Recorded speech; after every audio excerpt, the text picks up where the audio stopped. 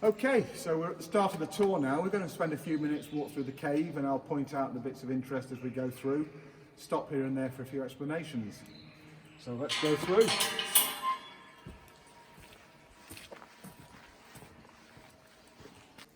So talk a little bit about the formation of the cave and the geology of the rock. The rock we're in is Carboniferous limestone. It's a sedimentary rock formed about 340 million years ago when Britain was somewhere down near the equator, much further south. And the limestone was formed by sedimentary deposits under a shallow, clear tropical sea, a bit like the Caribbean today. Across on the far wall, you can see these horizontal lines cutting across the cave. These are bedding planes, and these are lines of weakness, allowing water to penetrate through the limestone and erode it or dissolve it out fairly quickly. And if you take a look up directly above our heads into the roof of the cave here, you can see a channel going right up into the roof, which is actually where the water first came in. It was a riverbed flowing off through, which cut down into one of these bedding planes and then went horizontally across the cave. And they actually think the water under pressure when the glacial melts were occurring went out of the cave entrance and up into a spring up near Peveril Castle on the top. So we're about to head off down into the cave itself, down these steps, but there's still evidence up in the roof of this early river channel. In fact, there's a vertical fissure going up there into a higher level series that cavers go up into, and it's called the Krypton series. So we're about to enter down there into the cave proper, but this point here is about as far as anybody went, right up until probably the mid-16th century. This is where a band of vagabonds used to live and hide out, led by a character called Cock Laurel. And we think it's these people who are responsible for the old name of the cave, the Devils Arse. And I'll talk about why in a couple of minutes.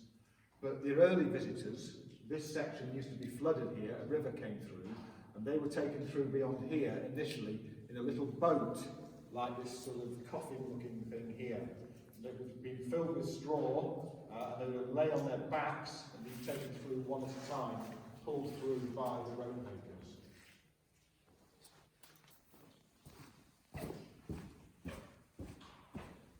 So as we walk down into the cave proper, you can really feel the change of air as we leave the relatively mild air out to the cave entrance, and it's noticeably probably 5 or 6 degrees colder here in the cave proper now. So this area is called Lumbago Walk, and through most of February, or it seems like most of February and March, it was flooded, and when we get a big flood here in Peak Cavern, it does flood right up into the roof here, so we wouldn't be able to stand here. Literally, the water would be well above our heads. It'd be sumped out, and all this silt on the floor has been put here since February. We spend most of the winter digging this out every year, and we move 15 tons or so of silt out, and within a week it was all put back just after we finished this winter. So just over the fence on the right here, it's nothing much to look at, but we have a little sump here. And this is actually what leads the cave getting the name the Devil's Arse, because as I mentioned, when the cave is in flood and the water's right up at the roof, this is where most of it disappears back out, and as it hits the bedding plane down here, as it's receding, it starts to suck air as well as water, and it makes a huge farting noise. And these vagabonds who live back out on the outside named it the Devil's Arse. This was the devil farting. And they built all sorts of myths and legends. The river flowing out of the cave was called the Styx, which was the river that in mythology flowed out of Hades, hell. And they built in all sorts of myths and legends about the cave to ward off people, frighten them away from Peak Cavern. And it worked for 200 years probably.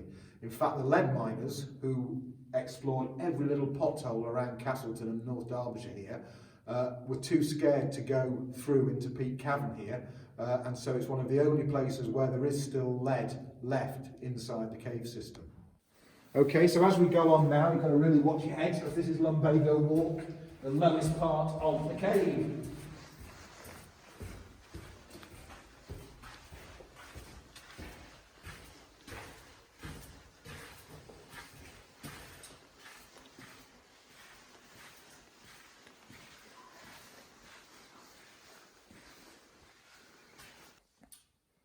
So this is the first water, and originally the river went all the way out through Lumbago Walk.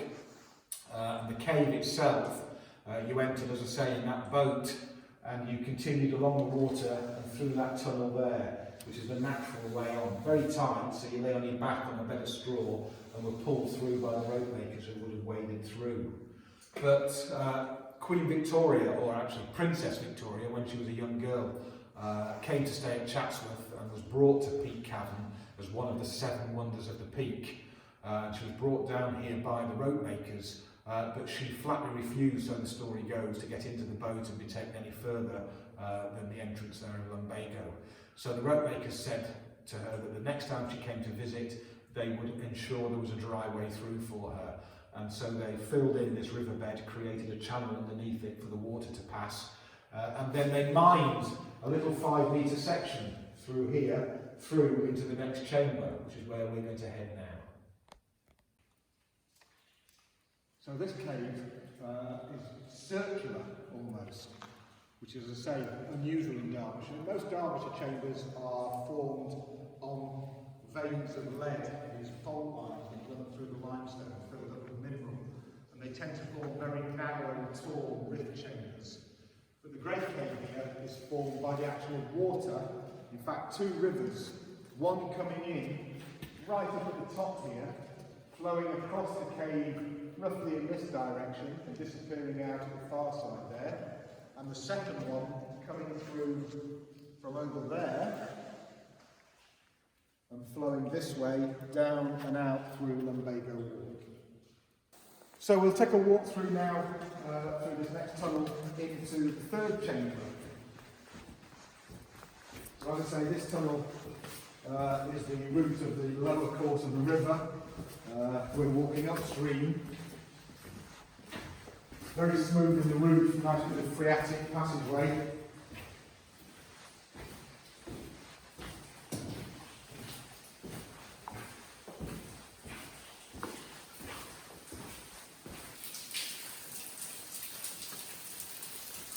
So we come out of the tunnel and into the 3rd chamber now, and this is more classical Derbyshire cave chamber. It's formed on one of these vertical fissures, so it's very narrow, very tall. Take a look up above your head, and you can see right up there, goes up a long, long way. We're now directly below a point in Cavedale, where a stream that flows down the top end of Cavedale sinks into the top of this chamber, and all this water coming down here on both sides is spring water coming directly down from Cavedale above. So the chamber, which is only was a rains house due to the water, continues straight down into the passageway that the water came down. And the passageway here is very, very big and wide, so it almost is ill-defined where the passageway finishes and the chamber starts. Take a walk up with me.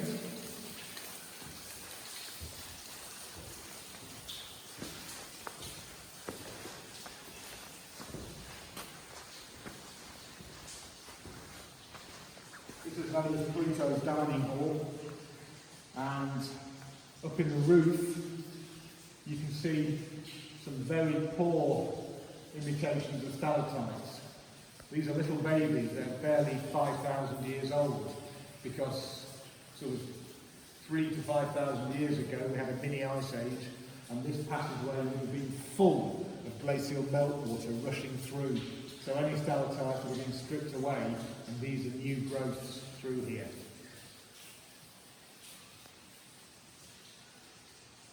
So if we just take a walk around the corner here, we come to the end of the show cave. This is as far as our visitors come.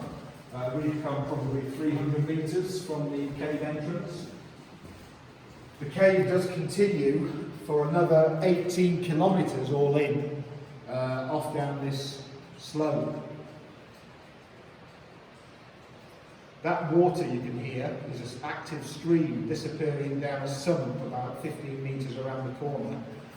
That water re-emerges at or just outside the cave entrance, and forms Peak's Hollow water, which flows down through Castleton and joins the River Noe that comes down from Edale and it joins it at Hope. That's a very immature piece of passageway, very small, and when we get a major flood, a lot of rain or snow melt coming down, such as we had last February, that sump can't take the volume of water. The river then rises up this slope about 15 metres up to where we're standing, before it then flows across behind you there and down that channel, and then it flows down through the Great Cave, out through Lumbago Walk, and that is how Lumbago Walk fills up to the roof with the sheer volume of water going out. So we have quite an interesting little feature going down the left-hand side of this slope. This slide that disappears off down there, for the TV buffs and film buffs among you, which hopefully is most of you, is actually a camera track, and it was installed and then left behind by the BBC in 1975 or thereabouts, and they used this as a set for part of the Chronicles of Narnia with Tom Baker, and they dressed this to look like the outside of a cave. It's where the children fled to get away from some scary monster or other. And Peak Cavern was used as one of the film locations for the Chronicles of Narnia. So as we walk back out of the cave now, back out to the entrance, we'll just pause at the top of the stairs and I'll point out a little feature in the top of Roger Rains. Up there you can just see that rope across that lip. There's a passageway there, a nice phreatic tube. It's called the Orchestral Gallery, and it routes through back into the Great Cave, and that is the course of the high-level river that flowed out into the roof of the Great Cave. So the downstream end of the Orchestral Gallery comes out in the Great Cave, up in that corner there. And how about as a bit of bonus for the village screeners here, we'll take a scramble up the old path to the Orchestra Gallery, and I'll show you the passageway and the Orchestra Gallery itself, something that ordinary visitors to the cave never get to see because it's a little bit hairy getting up there.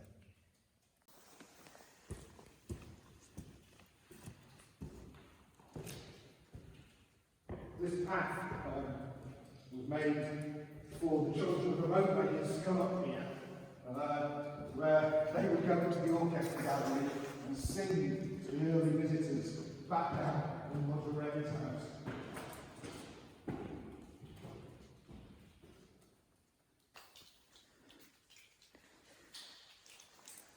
So here we are now in the mouth of the Orchestra Gallery. Last couple of steps up. And it's a beautiful phreatic tubeway in here. So the last time I was up here, the last time anybody was up here, was a couple of years ago when Mammoth Film were doing a production called The City in the City for BBC Two. And they've left behind one of their props. It's a light switch which doesn't switch anything on or off, it's not connected, but it's still here. I've got to take it with them.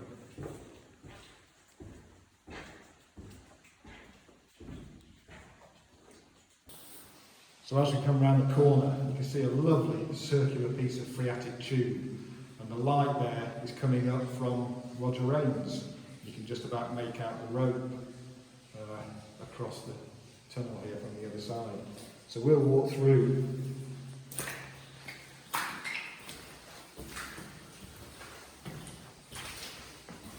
So as I say, visitors don't get to see up here at all. You'll see why in just pop on the scramble up in just a second, because this lip here takes you all the way back down into the bottom there, the steps of the Orchestra Gallery and Roger Rains' house. So another advantage of coming up here as well is you get a fantastic view back down into the bottom of the Great Cave from roof level. Some nice little stalactites along there. See all these little reflective bits of calcite in the roof.